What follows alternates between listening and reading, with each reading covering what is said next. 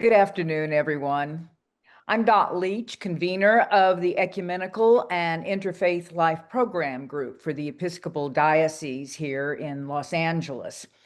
Bishop John Taylor sends his regrets that he cannot be with us today. As many of you might know, the bishop is in the Dominican Republic attending the House of Bishops conference, but he has assured me that we are all in his prayers. Today, we will look at how we, from various walks of life, various faiths and sexual orientations, social economic statuses, and politics, can come together to challenge and even end the power of hate that seems so prevalent today. Currently, when we talk to friends or watch the news, listen to podcasts, or read the paper, doesn't it seem as if hateful speech and acts dominate the headlines? I mean, doesn't it? Most recently, assassinations of two lawmakers in Minnesota, the arson attack on the Jewish governor of Pennsylvania, the killing of innocent children sitting in mass at a Catholic church in Minneapolis, and just days ago, the assassination of MAGA activist Charlie Kirk have deemed and taken over the headlines. And that seems to be all that people are talking about. But how do we challenge the power of that kind of hate? As we know, specific groups are being targeted, namely those of other races and genders and sexual orientations, faiths, creeds, and ideologies. In fact, othering has become a significant word in our vocabulary these days, demonstrating the disdain and the cruelty that many show toward others different from themselves. This afternoon, we will hear of different aspects of hate, different experiences, and different perspectives on how we might all end this travesty. To get us started, I want to introduce one of my interfaith minister colleagues here at the diocese and a colleague on the Ecumenical and Interfaith Life Program Group, Tasneem Noor, who I want to say brought all this together today. And she will introduce to us what research reveals about hate. Tasneem? Thank you so much, Dot. Hello to everybody. Before I get started with my very brief presentation, I would just like to take a moment to recognize someone who passed away just this Friday. He was a prominent Muslim leader, interfaith leader in the city, and I wanted to share his something about him in the chat. He definitely did a lot to fight against hate and um, to meet it with compassion. So, with that, I'm going to just ask you for your prayers for him and his family, and I will begin. Thank you. Okay. So, just a little bit briefly on hate. Often, when we think about hate, it's like, oh, I hate this, I hate that. It can be taken very frivolously, and it's actually something, it's a specific emotion, and it's worth looking into and what it really is. Oh, wait, if I can go down. There we go. So some of the information that I took for today is from the UCLA's Initiative for Hate. They've been doing a lot of important in research on this topic. And okay, sorry, it's taking a while. There you go. What is hate really? So hate is definitely an emotion, but it's an intense emotion. It is not a fleeting one. You don't hate this 1 minute and then the next day you're like, oh, I love this now. So it's persistent in nature. It fuels the desire to do harm, and it can be passed on from generation to generation. So understanding it is really the first step to taking hold of it in our communities. The psychology behind hate, some reasons why people might turn to hate is that there is a sense of being wronged. So those who hate often feel they have been wronged by the other, by the target, or they fear that they will be harmed. So that's one reason to hate.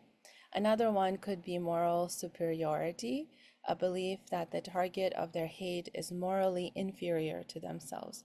We have definitely seen this across history multiple times.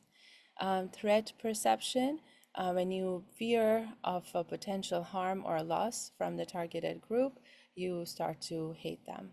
And ironically, those who hate often see themselves as the wronged party rather than the aggressor itself. Hate versus dehumanization, they're definitely interrelated, but they're also different because dehumanization can exist without explicit hatred. And so the example here is of the caste systems where they just think, one caste is superior over the other. And so there is some dehumanization that might happen in terms of how that caste system is played out.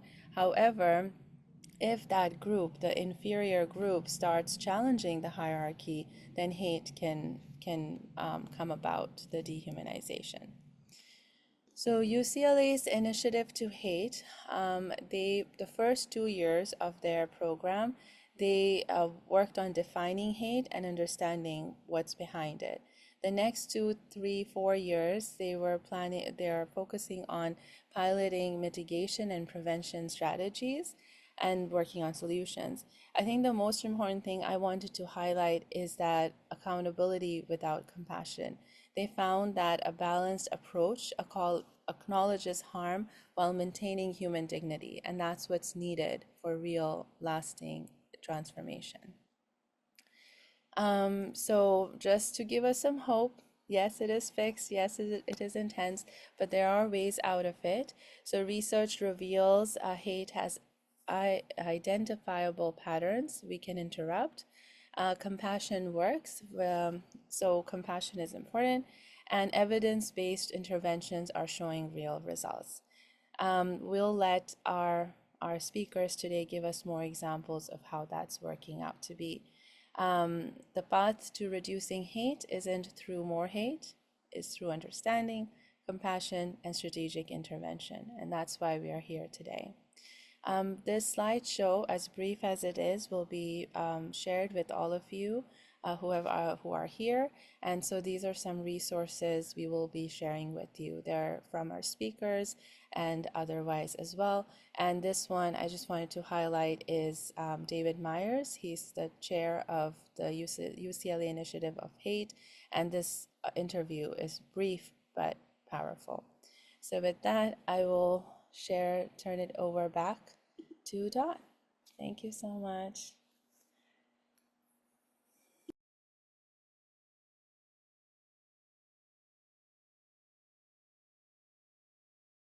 You're muted. Yeah. My apologies, my apologies. Thank you, Tasneem. It's now my privilege to introduce our distinguished panel.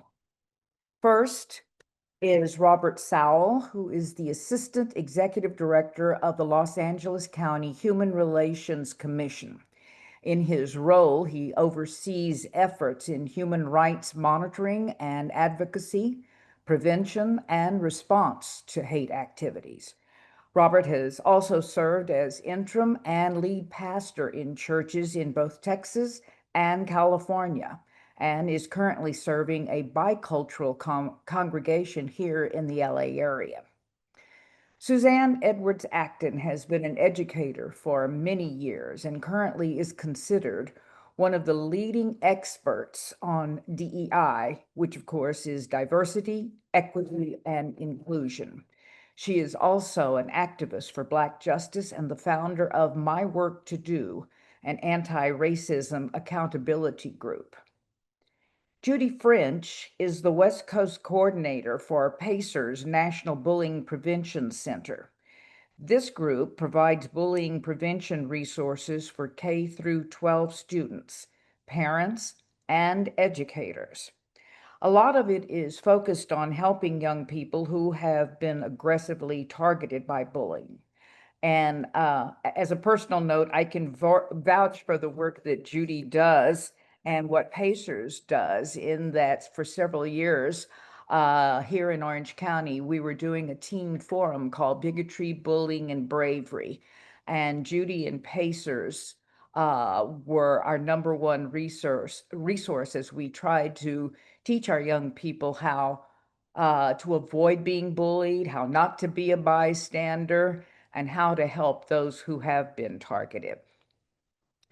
Daniel Guerra is a Salvadorian freelance community educator and event planner who often works with the LGBTQ Center in LA and in other areas. He is also a peer counselor for trans and gay people. As a non-binary trans, Daniel has many perspectives on how to warn people about the hatred and cruelty on how to shown to members of the LGBT community. Additionally, he is the co-founder and facilitator of a virtual support space for disabled adults in order to help them talk about their experiences with sexual ableism.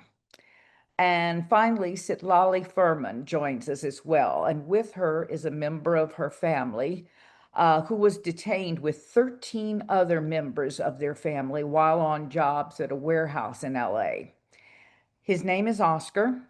We will not be sharing his last name for various reasons. He will share the impact of his experience and the impact that it has had on his family as well. So with that, we will begin questions. And Robert, I'm going to begin with you, if that's okay. As the Assistant Executive Director of the LA County Human Relations Commission, how much or how many hate incidents and crimes have increased recently as opposed to, say, 5 years ago or 10 years ago? In recent years, we've seen massive increase. Just in the last 3 to 4 years, we've seen more than doubling of reported hate crimes and hate incidents.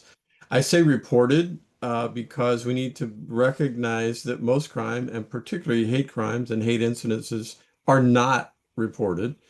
And so this is a measure, it's an indicator for us, and it lets us know that the actual numbers are even greater. But there's been massive increases.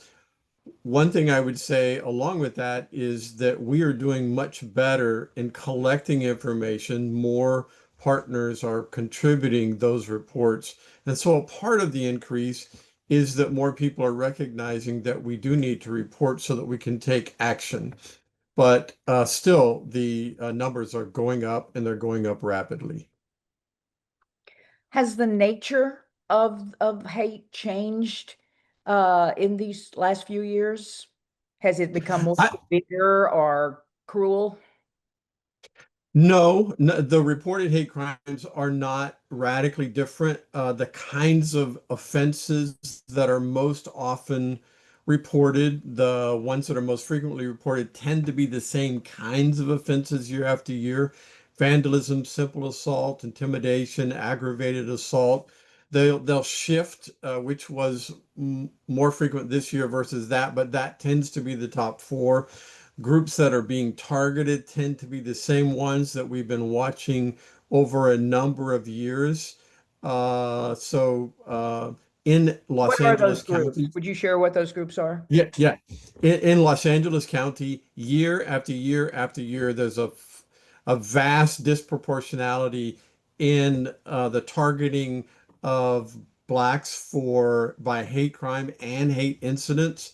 Recognize that what we're talking about disproportionality, if the proportion of the population is roughly 9% or so, the actual portion of reported hate crimes is well over 20%, sometimes 25%. So that's a huge disproportionality.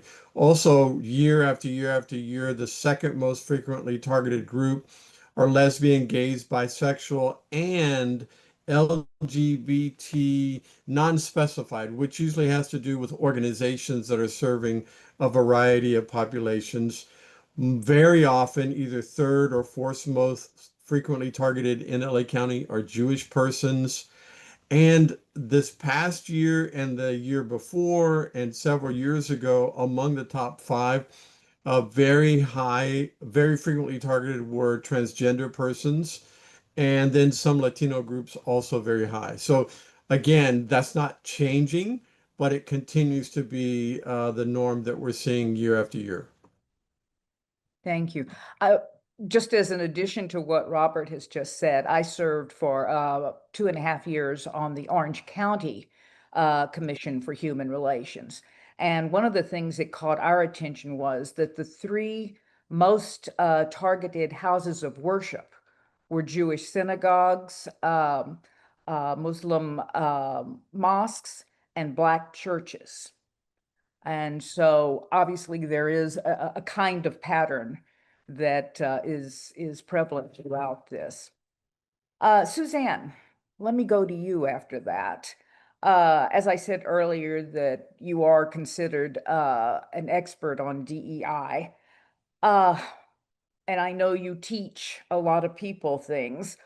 What is it that we really need to be taught about these seemingly clear principles? And why has it come to this? Hi, everyone. I'm Suzanne. My pronouns are she, her, hers. In addition to my work to do, which someone mentioned, I also am the chair for the program group on Black ministries for the Diocese in LA.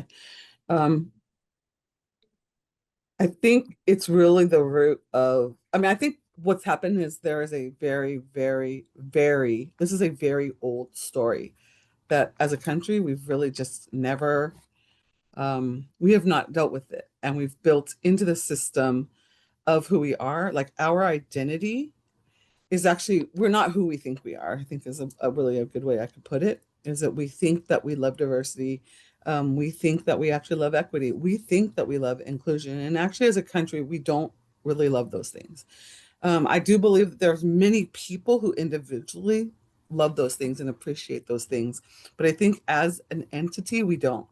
And one of the things that's built into our systems is that we do not talk about that. It's like that is deeply rooted in who we are as the people of the United States, is that at all costs we avoid that conversation. That is a part of our identity. And so I think that's part of the reason why we're rooted in greed.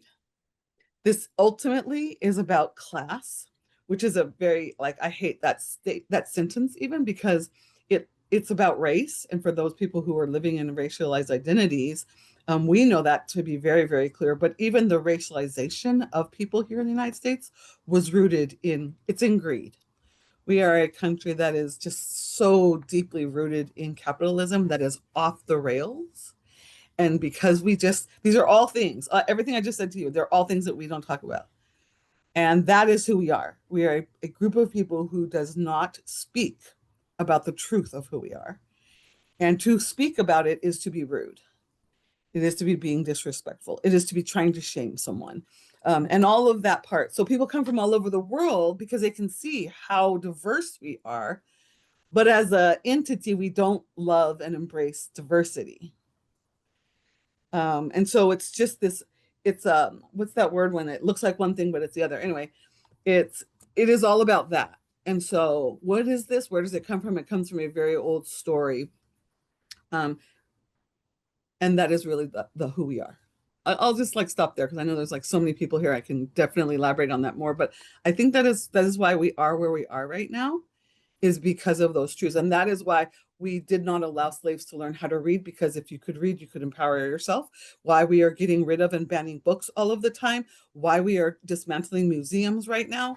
Why we are changing education right now. Why all of this is going on in schools. Because the worst thing you can have in this kind of a system is well-educated people. Because we would all rise up if we really knew the truth. Absolutely. I want to ask you a question that I'd like you to answer from your own personal heart, but also what you know educationally across the board. We've already named groups that have been targeted and will sadly continue to be targeted if we cannot challenge the power of hate. But in particular, Black women have been the target in so many ways. I read recently that Black women in their careers, politics, in the wages they are paid, and in their health care are basically discriminated against, are denied what others receive. Can you address that a little bit?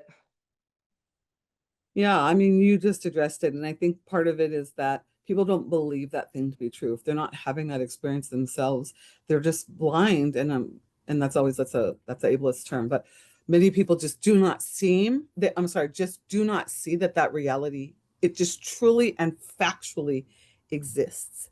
And so there are many people who if you're not living it, and why then we don't have education, because then you don't learn it to be true. And if you don't have friends who are experiencing it, because we've been so separated, right, from each other, then we don't even have the friends who can tell us about their experiences. Then it just looks like it's not real, and it looks like it's not true. And again, and then when we don't talk about these things, to talk about them somehow has been interpreted as I'm trying to push shame on you. I don't know how all those words and the way they work, guilt and shame and the ways they all work, but like, I'm trying to put shame on you. No, actually, I'm just trying to share with you my lived experience. As a Black woman who had a high-risk pregnancy, even for me, it was informative to learn that like every one of my, the Black women in my life, those who are female, a lot of us have like cysts and things going on inside of our bodies. But then I talk to my other friends and they don't necessarily have the same things physically going on inside of their bodies. And just even to learn that myself, when I learned and about the Black infant mortality rate and the Black maternal mortality rates, and just watching how women who now are coming, because in the 1970s, 99% of the Black people in the United States were Black Americans and only 1% immigrants. 10% now are roughly 10% immigrants, and 90% of us are Black Americans. And that's interesting because Black women who are coming from other places who have not had these things in their history, in their family history, when they are here in the United States for any given like extended period of time, they too start to have similar rates. So the connection to race and racism and what it does to one's body, the Black women from other countries starts to mirror ours as Black American women, so I think like as even I learned that, because where would I learn that? Even I didn't learn it, is what I'm telling you, until I knew. Even I, so it's just my very own experience was that it is real, and people do not necessarily agree. No one here has to agree with it. I'm sure you probably do because you're here, but those acts of keeping that hidden, those are systemic things that are happening to us. It's not necessarily biological things that are happening. Those are experiential things that start to happen to people when they have the lived experiences and the systems that are denying us things. And then we can't share it with people because they don't believe it. Right. Right. Thank you for that. I appreciate it. Judy, I want to go to you right now. And in keeping somewhat with what Suzanne has just shared with us, I think you and I have spoken before that one of the leading lines of any type of forum we do on hate or bigotry or bullying is that we are not born hating, that it is a learned behavior. Mm-hmm. And I just wanted you to share, if you would, some of the work through PACERS that brings you into various forms of bigotry and bullying and discrimination and hate, and how you and your colleagues counter that. First, I just want to acknowledge my own bias and privilege here. I'm a white woman. I was born in Oakland, California. I was raised in a middle-class Catholic family with all that attendant privilege that goes along with it. I come from educators, choir directors, and salesmen. And so my other bias is that I have a very strong faith in education and advocacy. And so you're going to hear that as I speak. But also that's one of the core values of PACER as well. So where we intersect with hate and all of these other things, PACER was formed in the late 1970s. It's a mid-tier nonprofit in the Midwest, actually in Minneapolis. And they were formed to help families with children with disabilities navigate the public school system, because at that time there were new laws coming into effect that were to ensure fair and appropriate education for kids with disabilities. And so, but nobody knew how to access them. So that's where they started. Because of that work, we've been doing bullying prevention work all along, because kids with disabilities are bullied at a rate of about 2 to 3 times their peers without disabilities. And so we decided finally in 2006 that we would do bullying prevention work for all kids with disabilities without. And we started by becoming an online niche. We have 3 websites. We get about 1.5 million visits to those sites a year. What we do is we take good research and we turn it into content that anybody can access and understand. Bullying is a really complex subject, and the prevention of it is just not groovy. Like, nobody can really wrap their head around it. So often people just don't. So kids are often being educated about bullying by very well-intentioned folks like family, sometimes educators in school as well, that are holding on to very, very old ideas about what works. So we're perpetuating this cycle of the abuse of power, basically. So bullying is about power. And we try to get that message out that these learned behaviors, learning to use power negatively as a child over another child, is not something that has to happen. It's something that does happen. It feels like it's happening more and more. But it is a dynamic that has probably happened since we grouped up in caves. The thing is, we have more understanding now. The research that we follow shows that these learned behaviors do have antidotes, that there is equal power in teaching kids about how to have healthy relationships, about how to manage conflict so it doesn't blow up, about how to use positive social behaviors to create community where bullying can't take a hold in the same way. This is long-term work. This is not short-term stuff. You can't just like fix this bullying problem. But so our messaging is really focused on what can we do to create a healthier community around our kids? What does that look like? What's the adult responsibility? Because bullying truly is an adult responsibility, not the child's. And so we spend, again, and here's my bias coming out loud and strong, big on the education part of it. And then we go from education to teaching adults to be better advocates for the children they love and work with. And then what we really want, and this is a core value of PACER, is to teach kids to be good self-advocates. So if you want to counter that power of hate and hopelessness, one of the ways you can give power back to kids is to teach them to speak up effectively and respectfully for themselves. Again, hard thing and long-term. And I think I went way off your question, but there you go. Thank you. I appreciate it. What I do. No. I'm going to kind of pick up a little bit on what you said as far as it is adult responsibility to teach our kids. I'm going to share with all of you right now a video clip. It was shot recently. It is the pastor Joel Webbin, who pastors at Covenant Bible Church just outside of Austin. His comments came on his podcast titled Right Response Ministry. And afterwards, I'm going to open this up to our audience as well. I just kind of want to know what your reaction to it is. Sam, can we roll that clip? White parent who loves the Lord and loves your children, that you need to have the talk. The talk that we're referencing is the talk that takes your children according to their maturity at the proper time, the appropriate time, and says, there are certain parts of town that you cannot go. And there are certain people that you cannot be around. Yep. Right?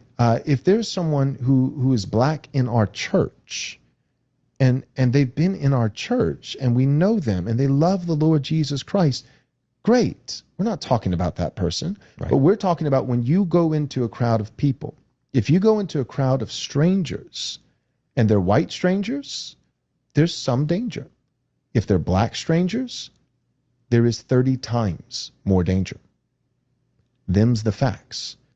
And it is actually a failure of your parental duty. White parents, please hear me. If you teach your children growing up, if you lie to them and say, all people and all races of people in our country are the same. They are not. You are actually depriving your child of factual, truthful information that could save their life. If you're a Christian white. Okay.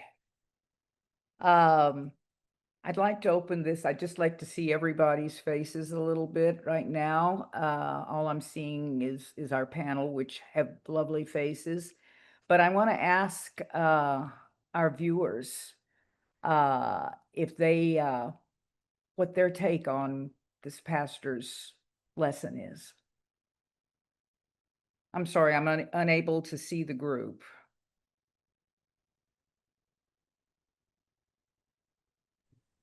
Here we go.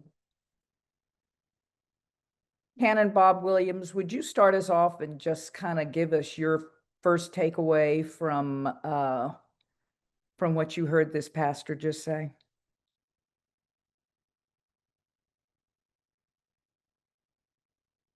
Well, it's stunning to think that there are groups that or ministries that feel they have to discriminate against any group. And so, I found myself struggling to understand precisely what he was saying because I was so put off in the first place. So Okay. that's a candid reaction. Okay. Reverend Michael Fincher, tell me what you think of, in a sense, a fellow man of the cloth, but what his lesson is. Well, I'm with Canon Bob on this. I mean, kind of struggling to kind of process it. I mean, almost feel like I need more context, but I had a real initial reaction of, where's the gospel in this? I mean, where's the God, where's the Christ that we know and love and worship? Love your neighbor as yourself. I mean, I get the fact that in some areas, yes, there is some fear, but this is perpetuating it and not breaking it down and allowing for that opportunity to really experience for ourselves that while we have different lived experiences, we are all beloved children of God. Mm-hmm. Sable Manson, could you give us your reaction to what you just heard? I have a lot of thoughts, but I think the most immediate reflection is the fact that it, even if you claim that some of what he said is factually true, he was claiming facts. It was a certain representation or presentation of things that may be accurate, but without analysis or interrogation on why that might be. You are looking at the end result instead of interrogating, hey, why might these groups be classified as dangerous or more danger? There are many things that are left without analysis. What do you mean by danger? What do you mean? Do you also, is the implication that Black individuals are more dangerous to white individuals, when another factual accuracy would actually be that actually there is more crimes done within communities of color to each other than, so I think that, and even that is a fact that could get spun off into lots of other things. But I think that the mere presentation of well, this is how it is, and ergo, in order to keep ourselves safe, we must act in XYZ. It's very much looking downstream without interrogating, hey, what is flowing upstream that is leading to this? And the kind of protective nature of, without analyzing what is being done, we merely need to protect ourselves, speaks to what some of the other comments have been. That is the foundation of marginalization and completely against the gospel. I mean, most religious texts, regardless on Christianity, opens the doors, and this very much closes them and makes it feels like we have to wall ourselves against somebody. So problematic in every way. Let me get one more reaction. Marco White of San Barnabas, would you share with us what you heard? Sure. I heard two things. One, I heard that this setting, with all due respect, is engaging in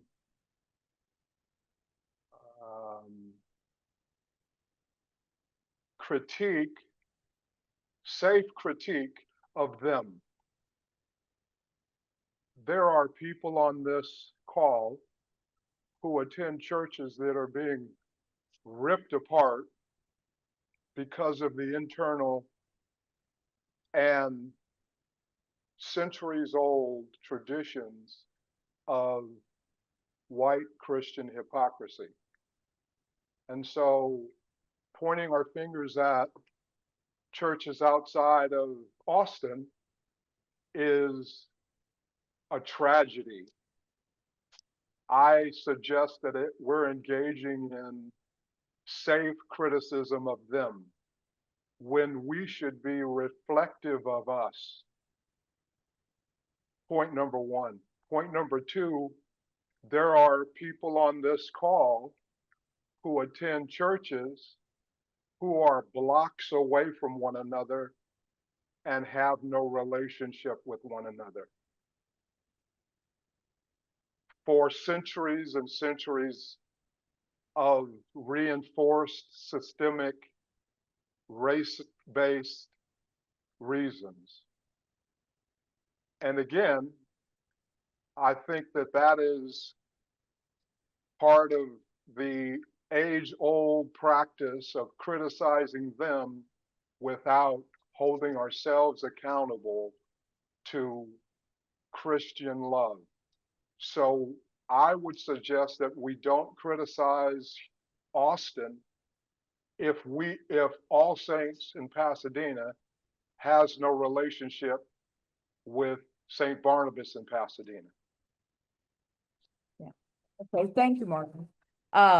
I'd like to just clarify, this was not necessarily a criticism, it was a presentation so that we could hear what some goes on. So with that, I appreciate that, Dot. I would suggest that we don't have to look to Texas for great examples. And that I agree fully with you on, and I appreciate that. Yes, I agree with you. Let me go back to our panel and specifically to Judy and to Suzanne and Robert. As people who work day in and day out with some of the issues that are produced by hate acts, tell me what your takeaway was from what you heard.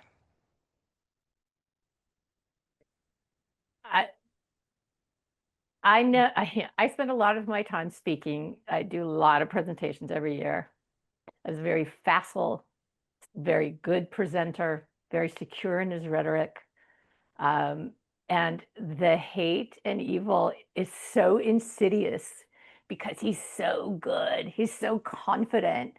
So I'm like, the rest of it was so outlandish. I couldn't quite, again, as somebody else said, I couldn't quite grab the context in a way other than it was ridiculous. Like, I would never go out with statistics I could not back up with research. I just don't do that. But it was ridiculous. So when you have powerful, kind of a powerful presentation and all that, what else do you need? You don't need truth. That was my reaction. Yeah, good. Robert, how about you?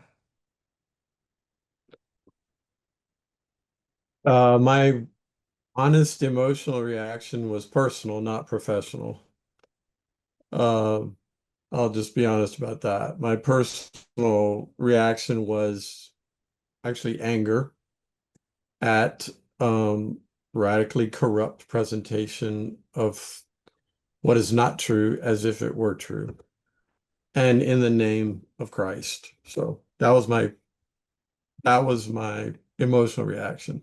Professionally, it's not an unusual experience. What's being expressed, as has already been said, I think by Marco, is that we don't have to go to Austin to find this. It is something that is not uncommon right here that we do experience. And so I'll say one other thing at this point, and that is if we would recognize that hate is not rational. We attempt to rationalize it, but it's not rational. And so when we address it, we have to make sure that we're doing it in a way that's not limited to facts or research, because we can do that all that we want to, and we will have made no dent in it. It doesn't come from rational conclusions. It comes from different spaces which we must address if it's going to be eliminated. Very good. And finally, Suzanne, would you share what your takeaway was? Yeah, actually, I'm just going to share with you, like, it's just anecdotal things that came to my mind was, if any of you watch TV show This Is Us, where they had the 3 children and 2 of them were the white biological children, and they had a black son. And there was the episode where the black son starts going to he's very, very intelligent. And he goes to this elite school, and he wants to know how to play golf. So he has his white dad take him to the golf course. And while the other dad was feeling really uncomfortable because of class, and the son's telling him things like, he says, "Dad, but like, don't you see that, like, I wouldn't even be able to come here. They wouldn't even let me come here." And the dad says, "But I don't see you that way." And the boy says, "Wait, but you don't see me. Like, I'm black. Like, then that means you don't see me." And he says, when I quit this one team, you wouldn't let me. I quit the soccer team, you wouldn't let me. I quit the basketball team, you wouldn't let me. I quit the whatever. He goes, "Why? When I went to this one dojo and it was all black people, how come you let me quit? Why didn't you make me stay there at that sport? Because it was all black people." And the dad, but this point of my story isn't even that part. It's that in the chat, the neighborhood chat in my community, which is Eagle Rock at the time, everybody was like, "What a great dad. What a great dad he was to let his son tell him that. What a great white dad." They didn't mention the white part. "What a great dad to let their child give him that information. What a great dad." Not one person said, "What a great son. He was like 12. What a great son to share that really important information with his white dad." He taught his white dad with love and generosity and courage and everything that we say we are in our Christianity. Not one person saw it, and not one person confirmed that child gave that gift to his dad. And then the other one is about black moms who, when their children are living in areas where oftentimes black men will get pulled over, they'll say to their mom, the white friends, right? If you're in Orange County in particular, because I was raised living in sales and then moved to Orange County, a pivotal part of my life. And every black man that I know was pulled over. I don't know any white men who were pulled over for nothing. But moms who will say to the mothers, "I need for you to understand some things. If your son is going to be my son's friend as they move into their teenage years together, I need for you to understand how you need to educate your child, because my child's not safe with your child. Things are going to happen to him that your son's not going to understand, or whatever your child's not going to understand. I need to tell you about them because he's not going to be safe." So those are just anecdotal things that came, and the professionalism, the way that person turned that data around. Right, right. And what If I may personally add on to what you're saying, I have a son who is multiracial and dark-skinned, who we adopted when he was 3 weeks old. And different friends of mine who are Black said to me, "You're going to have a talk with him that most white parents do not have with their children, because they are all white and they will not get stopped the way that your son will. And sure enough, that is true. What happened, very innocent circumstances, but still getting stopped and hassled. So I concur with you completely on that, Suzanne. Let's move on. Danny, I'm gonna talk to you for just a little bit.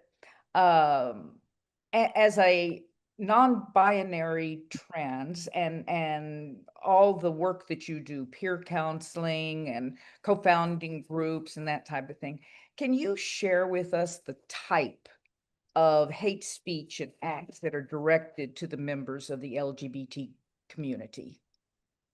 Yeah, absolutely. So, to give some context, that I feel is much needed, I am a non-binary person. I have been medically transitioning for, as of last month, 10 years. And because of the way that I have always presented, even prior to medical transition, and the way that I tend to present myself in the world, I am often read as a man. So that paints my interactions with the world. Um, there is definitely a lot of nuanced layers that we can dig into, but one of the ones that I tend to deal with the most is I'm a very short guy, and if you couldn't tell, I'm very fond of the color pink. I tend to wear a lot of like dangly earrings, so like I personally, as a person who takes public transit, um, I am part of the. I believe the statistic is 40% of autistic people that don't drive, so I take a lot of public transit, and that exposes me to a lot of people, which means one of the first things I had to learn when I started getting read as a man more from being on hormone therapy is that a lot of men resolve conflict with violence, and that is like an immediate thing. So when I am read a certain way because I'm Latino, because I look a lot like my father, because I often shave my whole head in the summer, I overheat very easily. People have confronted the dissonance of not understanding, why does this quote man um, look like this. So there's like this immediate need to confront manhood, and manhood is often confronted physically. So I would say, like, from my personal experience, that is one of the large things that I deal with. Of course, there's the name calling. I have been fully told to, you can't be on this bus, get off, or I will kick your ass. And had to like fully be like, well, I guess I'll get off and catch the next one. There is loud conversations that people will like passive aggressively have near me, debating my gender, debating why I'm dressed like that, debating what my sexual preferences must be. So those are like some of the ones that I deal with, just navigating the world. Outside of that, we could even take it further and say, like, within quote, like LGBTQ spaces, there is also a need to self-segregate that I'm sure a lot of people of other minorities will have their own variation of. There is a need for palatability. If I behave a certain way, if I look a certain way, if I perform a certain way, then I will be a good one and people will accept me. So I often get critiqued even in LGBT spaces for the way that I choose to present, that it does not, it's not non-binary enough, it's not trans enough, it's you look like a man to me, so the space is unsafe with you in it, without like any introspection on why is it that rather than challenge the culture which teaches men um, to they can't access their feelings, then like why instead of us doing that and trying to like help all of us unpack that together, and recognize that like misogyny also teaches men to hate so much of their own feelings. Instead of doing that, we have to ostracize, and you have to be this specific form of palatability because it makes me feel better. Instead of challenging, why does it make you uncomfortable to see someone that looks like a brown man? Why is that scary to you? What does that say about your experiences? And so to take it all the way back to the very beginning, where Suzanne was wonderful enough to give us so much information in a condensed form. One of the things that I see the most as a community organizer is that a lot of people don't enjoy sitting with discomfort. The discomfort of, hey, I could potentially be in the wrong here, or oh, this made me uncomfortable and it's your fault. You did that to me, you hurt me, instead of thinking, why don't I feel good? Why does this person existing in the same space as me make me feel bad? And why is this person telling me about their different experience from mine make me feel so defensive that my instinct is to push them away rather than to sit with that feeling? Your bio relates that you work with disabled folks and do informing on sexual ableism. Will you explain what that is? Yeah, absolutely. As I mentioned a bit in my previous answer, I'm autistic. I also have several chronic pain disorders. So I have fibromyalgia is like the big one, and that one is often, although there's not a consensus as to where exactly fibromyalgia comes from. One of the large consensus is that it's linked to childhood trauma, and that essentially is a disorder in which the muscle fibers and the nerves fire off like they're detecting pain, even if there is no real cause. So I'm basically constantly in pain. That affects my mobility. Sometimes I use a cane, sometimes I use a rollator, sometimes I use a wheelchair. Sometimes I cancel all my plans and I stay in bed. And so that has affected the way that I navigate spaces. But one of the spaces that we don't talk a lot about that disabled people are disenfranchised is specifically in like romantic and sexual prospects. So sexual ableism, to break it down, ableism refers to the discrimination of disabled people. Um, and sexual ableism would just be a more specific form of ableism. So a really key, like very common example is, oh, you're disabled. You're not a potential partner. You're not a person who is dateable. Oh, you're disabled. Your partner is inherently your caregiver, right? Like they must be. That isn't a discussion that partners have. It's just inherently a burden, of course, obviously. Um, so sexual ableism would refer to that. There's times where I've been in spaces and I've overheard people say like, "Oh, this guy must have no fun here because this is like a very like fun, sexy space, and he uses a wheelchair, so he must. It's kind of sad that he's here. He must not have any fun here." There's the innate assumption that my disabilities are inherently burdenous and my partner is therefore a saint for dealing with me. Yeah. The funny thing being that like I do a lot around the house actually. It's how I decompress from my day. So yeah, it's a form of ableism, specifically usually around like sexual attraction, romantic. Why are you on a dating app? Nobody is going to be interested in a disabled person. Okay. I have one more quick question Mhm. for you, if you don't mind. As all of us have probably seen and heard, there have been both political attacks and social attacks and everything else on our transgender brothers and sisters. And as a result, we're hearing where many young trans teens just, I guess, just cannot cope anymore and are taking their lives. And the suicide rate of trans teens seems to be going up. Is that what you're finding in your work too? So a lot of my work is with transgender adults, but I used to be a camp counselor for camp for youth that was all an entirely trans camp. I know we were sharing resources before this opened to the public, and I should have mentioned this, but I will throw it in now. There are two camps like that, and they're free and they're incredibly amazing to create connections with other trans youth and trans adults, and those are Camp Mulberry and Camp Brave Trails. Um, I am seeing a higher rate in depression just in my peers alone. I tend to navigate most peer groups of other trans people, and even just from like friend of a friend, I'm hearing the suicide rates are going up, even the ideation is going up. And a lot of my specific work is not just with trans people, but also trans people of color specifically.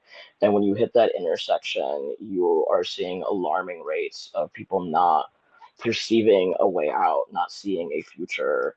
You know, like to be a trans immigrant, that paints my experiences so high, and I'm not gonna be dishonest and say that is not a thing that hasn't occurred to me recently. I would say that in the last 2 months or so, I have unfortunately broken a streak of not having suicidal ideation for years, because it is terrifying to have to sit down with, you know, my loved ones, my chosen family, the people that I live with, and say, you need to know where all my paperwork is, because half of my paperwork is from another country and I can't change my name or my gender marker on it. And that means that my paperwork to prove that I'm a legal citizen, it has a different name on it. And we're seeing, you know, people who have citizenship, people who were born here, people who are indigenous to this land get detained for deportation.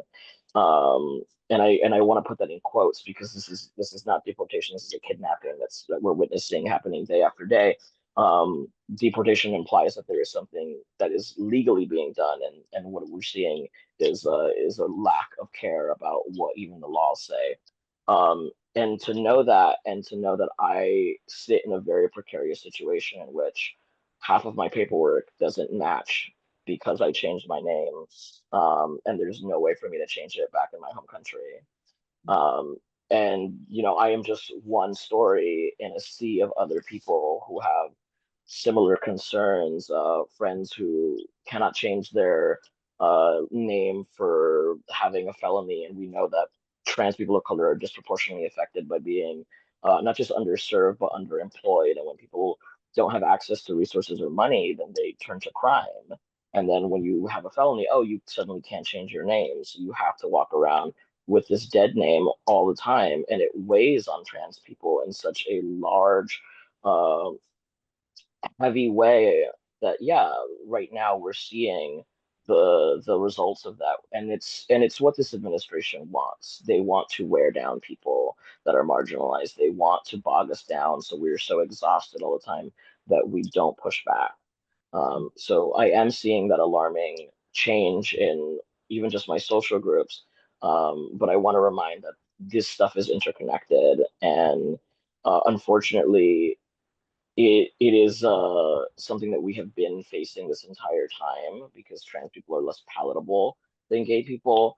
Um, and we're seeing that as we see more and more LGBT without the T people abandon us in very outright ways. Okay. Thank you for sharing that. Citlali, I'm going to go to you and your cousin Oscar. Recently, you and your families went through a very traumatic experience with the rounding up or kidnapping, as Danny just said, and the detention of, I believe it was 14 members of your family, including Oscar. I wonder if you could share with us what happened that day and what has happened since then. Yeah, thank you, Dot, and everyone here. My name is Citlali, and my cousin Oscar is and I are part of a family campaign called Lucha Zapoteca that was created, unfortunately created early June, when a massive workplace raid happened in Los Angeles. Oscar, along with many other folks that we've seen all over Los Angeles and California, Southern California, and everywhere really, have been people who have been unfortunately targeted. Um, we are, we have experienced in the last maybe 3 months horrific, traumatizing, moments, right? We've all been able to see them on the TV, on media. And unfortunately, a lot of what we see on the media is not a lot of what our families have had to endure in the past three months. Um, I can share a little bit of what happened that day. And Oscar, as a person who has been liberated from the physical detainment, unfortunately, is not free of being able to share his own experiences due to the fact that now there is a pending legal case, right? But what I can share is that um, since beginning of June, we've already heard of all these raids that were happening, and unfortunately, our families who are composed of, indigenous Zapotec backgrounds, were also very much caught up in that, in many of those raids, right, all over Los Angeles. Many of our family members found out about this through social media. A lot of the young children, children, sons, daughters, brothers and sisters were like, waking up and figuring out via TikTok, really, right, that this was going on. And we can only imagine the fear and heart rushing, just incompetence of feeling like not being able to do anything, right? Um, um, we I am a senior organizer in the Bay Area for a immigrant worker center in Oakland and San Francisco in the larger Bay Area. And so when I found out this was happening, I was in Oakland, and our family members started contacting us and sharing like, this is going on. I think our family members might be in trouble. And it went from being one person, three people, five people to, 10. And then we understood that it was 14 of our family members from our same indigenous communities who were unfortunately um, in custody. And um, you know, in a moment of crisis, we just didn't know, we didn't know what to do. But one thing was clear to us, and as Indigenous peoples, we are natural born organizers. We've organized and resisted colonialism for decades and generations. So this was nothing different. Our family members since day one had organized themselves. They called in a family meeting on the second day that this happened, and they pretty much were like, what's happening? What do people know?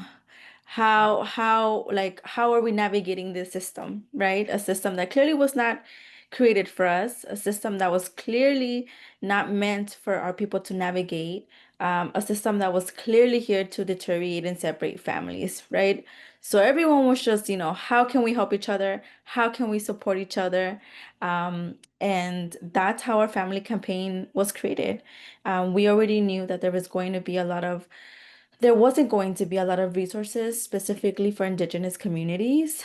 And we come from a very tight-knit, very, very, very tight-knit Indigenous community that sometimes can feel really big in Los Angeles and at the same time, very small. And so as natural born organizers or families, every time there's a family member in need or a person they know from down the block who needs some help, they are always creating fundraisers, trying to create like food support, financial support, so the family feels supported, feels seen, and feels like, we're here for each other. And Oscar can share more about how he felt that day. And unfortunately, he specifically cannot speak about events of the day, but, as a person who unfortunately had to survive detention and the conditions, he is more, capable to obviously share that information. And Well, let me turn to him then.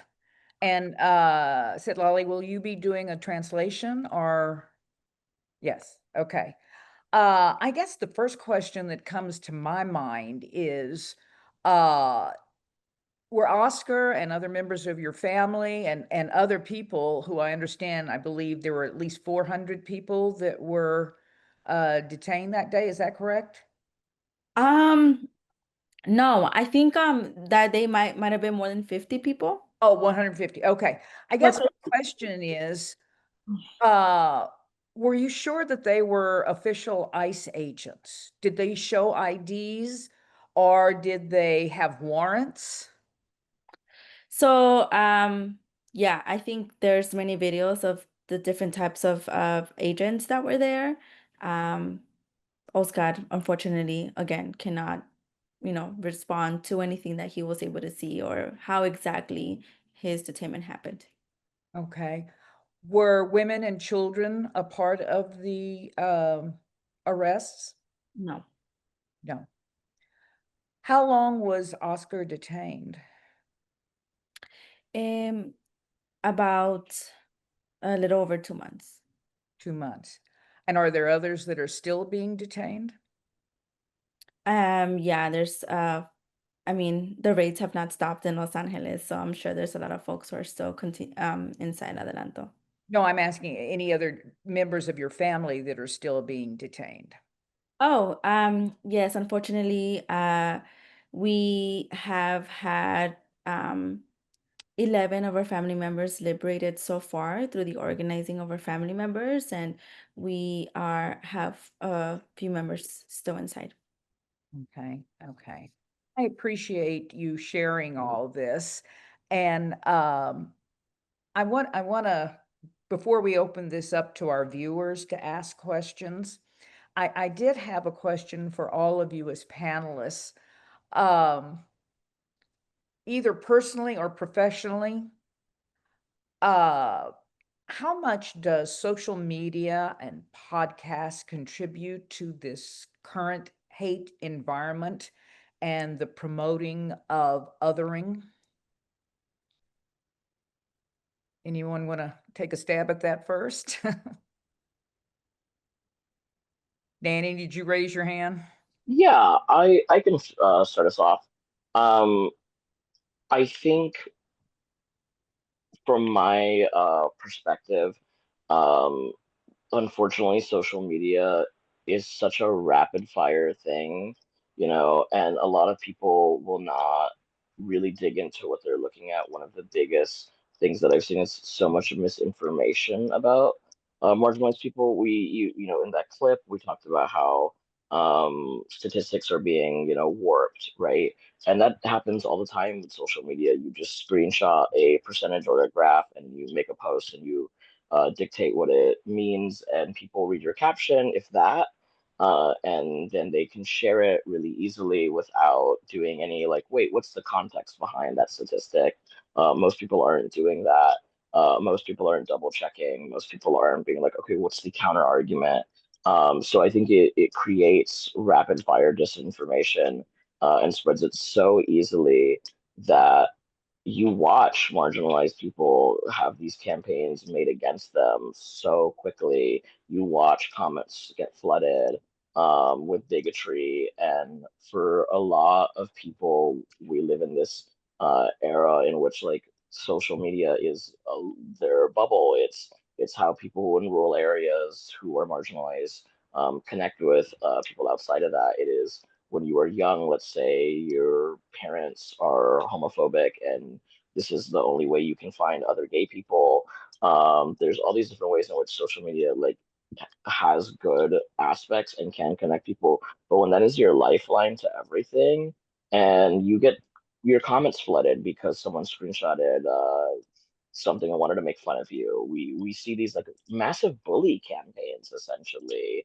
The hate spam, the amount of people I know who spoke up against someone locally for wearing swastikas, and now every day 4 months, my friend has gotten messages telling him to kill himself. Like that is so prominent. When you speak up, it's so easy for people behind a keyboard to harass you every day nonstop and get their friends to do it too and make a new burner account to do it again if you block it.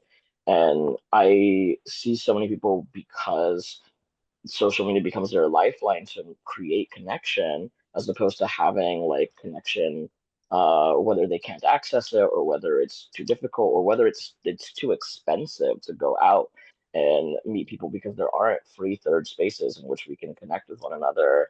As the cost of living increases, more people are heavily relying on their phones. And when your phone is flooded with hatred, you feel completely alone. It's so hard to convince people that there's a world outside of your phone. And that's, I know, is easier for some people than others. But it's so easy to get overwhelmed, and I've watched it happen. I've watched people have to completely delete their presence online because someone saw a TikTok of them and didn't like that they were trans, and they were just an easy target to make fun of. Let me, Yeah. let me ask Judy, since you are working with young people, and we see so many people walking around with their phones, their nose in their phones, and as Danny just mentioned, the different programs, TikTok and that type of thing. What are you seeing as far as the influence those programs have on the well-thinking of young people? I mean, I'm with Danny. It's overwhelming, and it appears that it's quite negative. I mean, we've known this for some time, that, but I think the pandemic also compounded the isolation that kids had, and then the connection. There's a lot of good stuff. Like when we talk to adults about talking to kids about technology, I try really hard to get parents not to demonize it first and to not take it away, because kids literally cannot do their homework anymore without it. So we're like, trying to get to responsible use of technology, but most adults don't use it ethically. And, or not most, but a lot of adults really don't. And they are really unbridled. One thing that's concerning us right now, I mean, so yes, it has a deleterious effect, but there are good things about it. One thing that is really concerning that I've been doing a deep dive in lately is something that makes it even easier to push hate, which is AI, the use of AI to manipulate both images in, still photos and videos, also AI voice cloning. You could take me as I am right now, and I could be spewing the most hateful stuff out there, racist, homophobic, whatever. Not at all me, but my voice could sound exactly like me.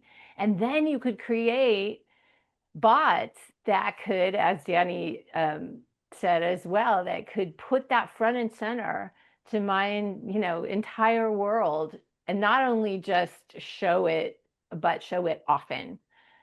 And very difficult to stop. So it's always been a fear for most adults about the potential of social media and cyberbullying, but AI brings it to a whole new level. There's just and it's already happening to a lot of folks. I mean, this is nothing new. I feel like we're kind of behind the curve because we haven't put out a piece on it, but all of those things are there.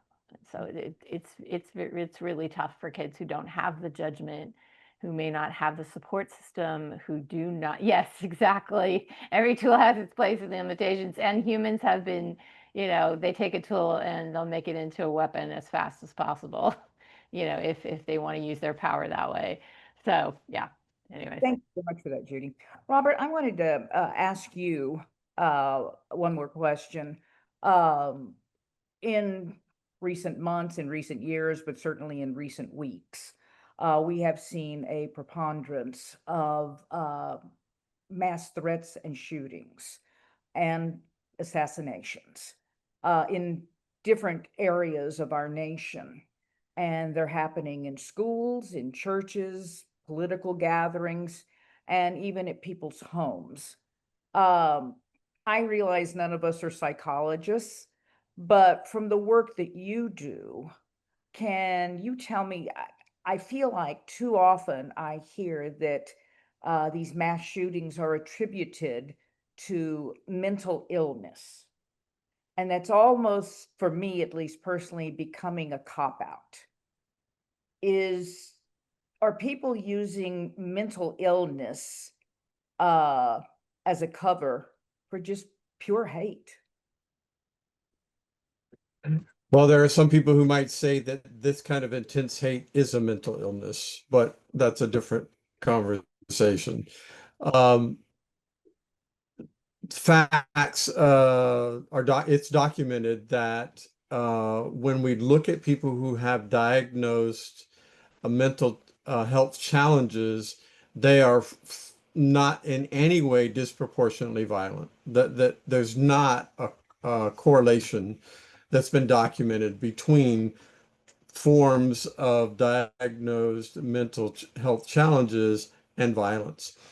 Danny spoke to this, I think, in one way in talking about the proliferation, the insidious proliferation of violence in our society, particularly as a tool that male members of the society use, and how socialization teaches so many young men that that is the way to be masculine, that's what it means to be masculine, to do that.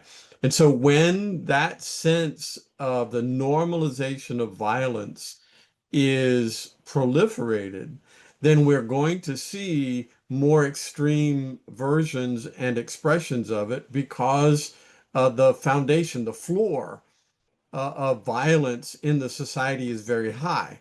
The expectation of it, the normalization of it, even the respect of it. Now, in the past, in response to mass shootings and other kinds of violence and assassinations, public leaders would come out and call for calm, would remind us that there are other ways to resolve this.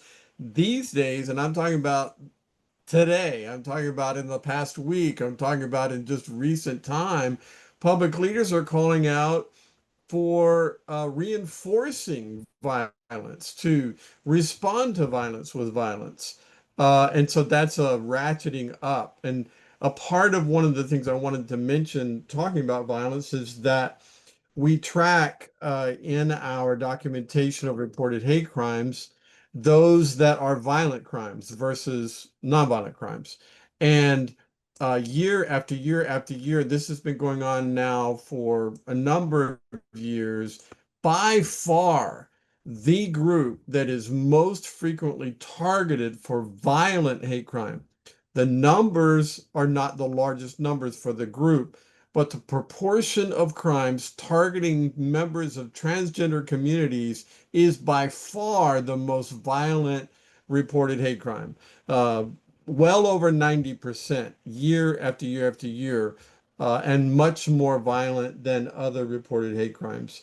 And so that's just an expression, I believe, of how far we've come, how far we've descended into proliferating violence throughout our society, and expecting that that we're going to have more extreme expressions of it.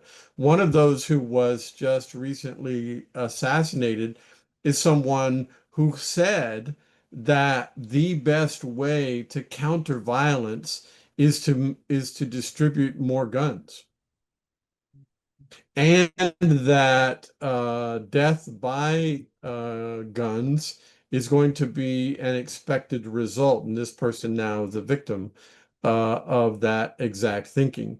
But as long as that's what we're proposing, so that hate and violence now are expected expressions of loyalty, even patriotism, you're not really loyal unless you are doing that in a violent way. And so that's what we've got to, and that is, I believe, why this event is so powerfully important, because we're talking about now how are we going to counter that. Thank you, Robert, for that. Suzanne, very quickly before I open this up to the audience to ask questions, and kind of as an offshoot of what I asked Robert, in your work with the Black Ministries Program Group and in other things, do you think that it's fair to say that some people use their faith to hide their intentional hate? Yeah, there's a term called spiritual bypassing, which is connected to that of Yes, using your faith, using your spirituality, using all of these other spiritual terms to dismiss some of this. I actually was just going to raise my hand because I wanted to say, I'm not kind of go off of that question, but I really wanted to just add to the conversation that the violence is rooted all the way back to slavery. It's back to what I said at the very beginning of this conversation, is that us and having the right to bear arms is rooted direct line to our off the rails capitalism, which goes then all the way back to slavery. When you have enslaved a huge number, and that's both in servitude and then enslavement itself, right? In all of its many forms, how do you get that large of a group of people? If you're a family and you have a plantation and you've got this, you're outnumbered, how do you keep these people from revolting? Is to be able to do violence against them. It's a necessary part of the system, is to remind them of who's in charge, and doing that through violence. And so this use of the guns and all of the things that can deeply hurt people and take their lives away goes all the way back to that. So because if you're wondering, like my friend who lives in England, in London, he's like, the police don't even carry guns here. Like, it's just, what is with the United States? The rest of the world wonders that, like, we have more guns than the rest of the world. Yeah. If anyone wants to say that fact is, like, that number is untrue, feel free to fact check that. And then literally, I mean that literally, and say what the real fact on that is. But let me say that than most of the world, we have more guns just in our households.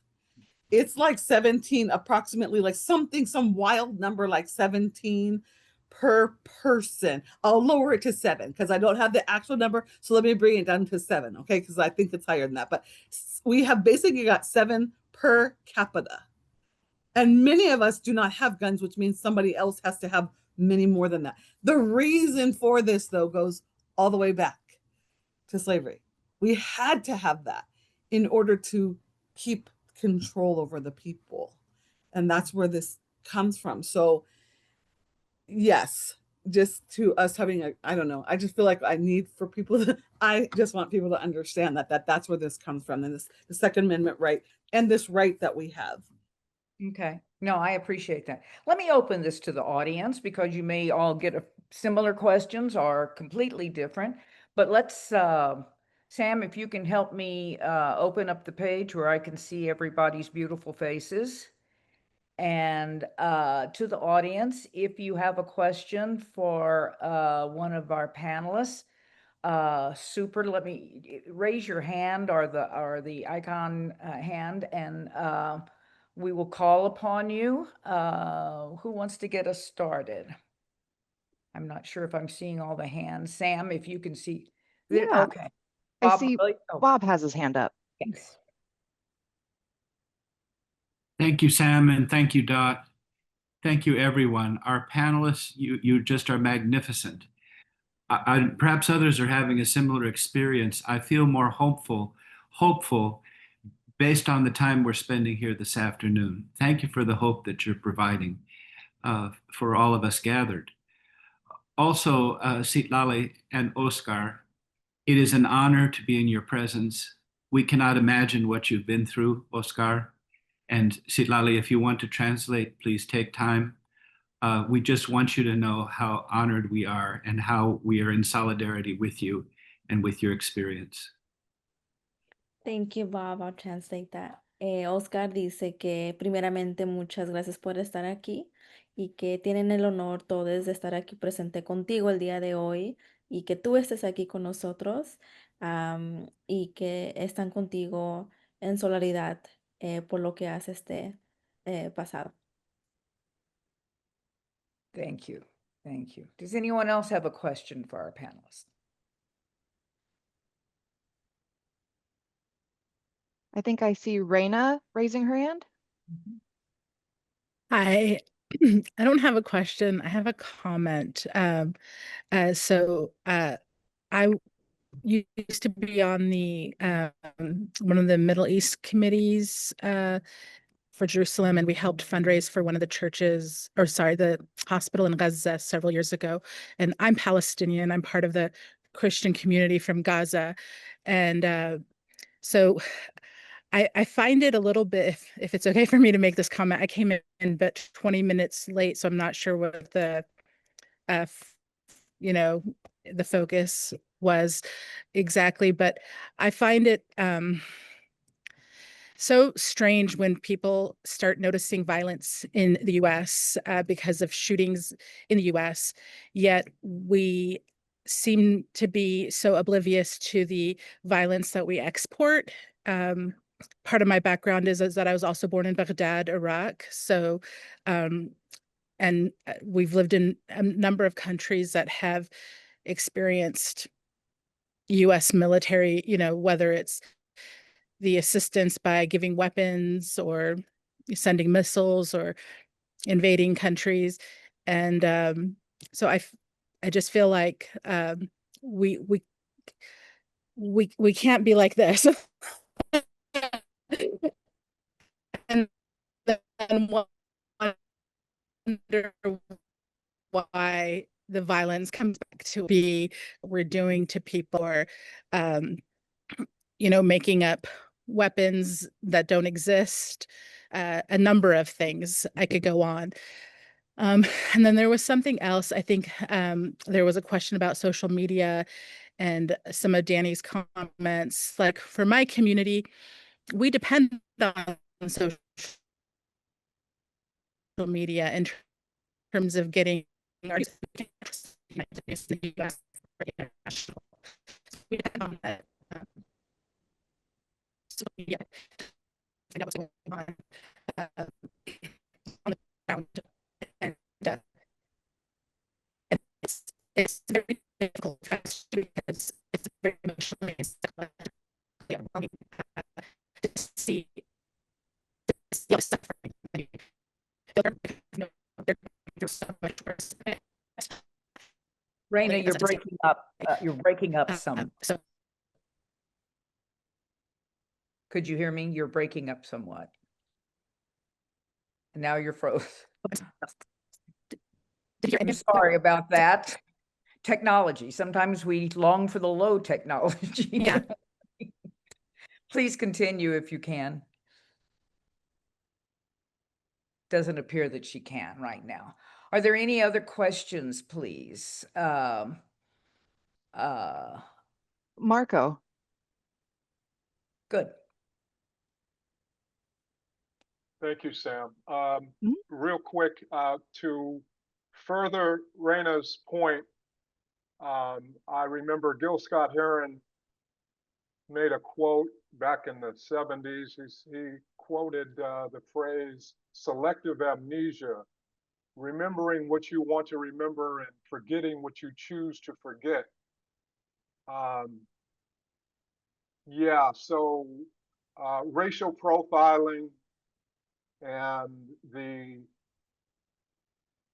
unthinkable tragedy that is being perpetrated against our Latinx community and what's happening in Palestine, etc., is unthinkable, but it ain't new.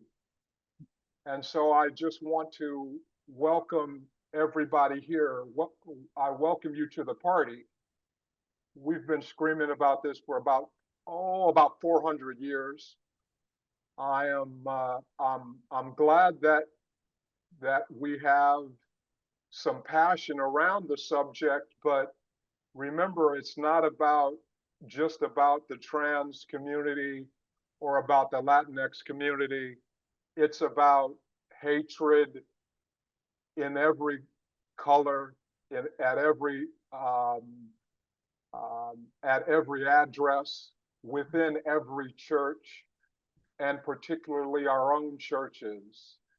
And so, again, to underscore what Rana's, what I think her point was extremely valid, right? That we shouldn't be surprised at the products that we create here and how they affect everyone around the world. And please do what you can not to engage in selective amnesia just because Cooper is not in town in West Altadena because the fires are over, doesn't mean Black people, brown people, and all people aren't still suffering from the fires, which, by the way, is a continuation of restrictive covenants and redlining that put us all into that same community that was underserved to begin with. By the way, we now know that there was only one county fire truck in West Altadena during the fires, on and on and on, right? So this is a reoccurring theme that is much greater than my brother Oscar, even though we love him and support him, but we also love Gil Scott Heron and all of the rest of the martyrs that died over the last 400 years that we're not talking about in this setting, but we should be, because it's a continuation of that same routine that is being manifest around the world. Just ask our sister from Palestine. Exactly, Marco, well said, and thank you for saying it. Our time is coming to an end, and so I want to thank you all for joining us. In particular, and if you're checking your watches, yes, I am letting you go early so you can check your favorite football team's score, okay? But in particular, I want to thank this extraordinary panel. They have brought so much to light, and I hope you have been as inspired and motivated. Let's give them a hand, can we? There we go.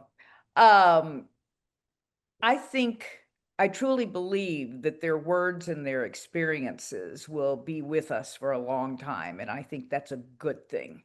I also want to thank Tasneem, and I want to thank Sable Mason and Tahil Sharma, and where is Leah? I saw Leah.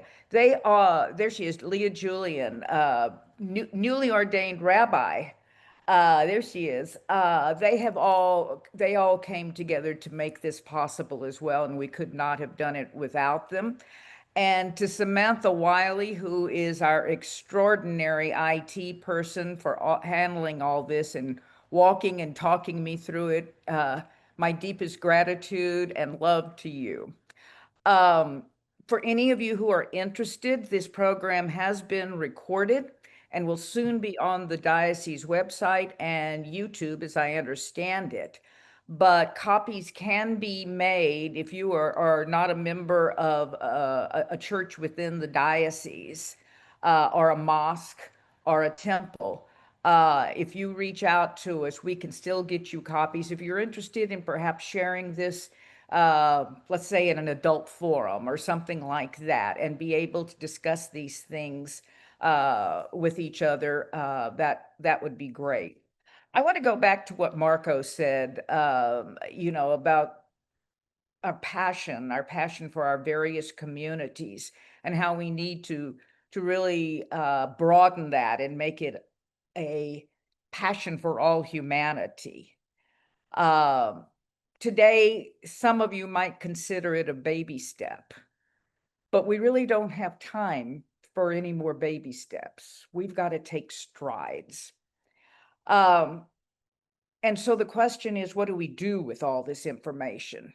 I grant you, it seems too large, too stressful, too painful, and too political. I recently saw a meme that said, when political views result in the suffering of another human being, they are no longer political views, they are moral choices. So I end with kind of saying, so what are our choices today? Will we be bystanders and look the other way, or will we step up and step in and speak up and speak out when we see incidents? Will we speak for those that are othered? Will we denounce hate propaganda and the weaponization of words such as love and peace and respect and mercy? Will we choose to challenge the power of hate by if we see someone with ICE agents being detained, will we be the person that can stand up and hold our video cameras from our phones up and record, or even call out, do you have a warrant? Where's your ID? Can we be those people? And from here on out, I think every day we must kind of check ourselves and see how we are challenging the power of hate around us in whatever version it is coming in. I know this sounds like a huge burden, but imagine the burdens our siblings are going through. So we must consider when we see something, we say something. I think most of all, we all want peace. And I'm always reminded of the quote from Mother Teresa, who is one of my very favorite quotes. And it says, if we have no peace, perhaps it is because we have forgotten that we belong to each other. So I hope we will never forget that, and that it leads us to do great things for our humanity. Thank you for being with us today. I look forward to hearing from you on how you have challenged the power of hate.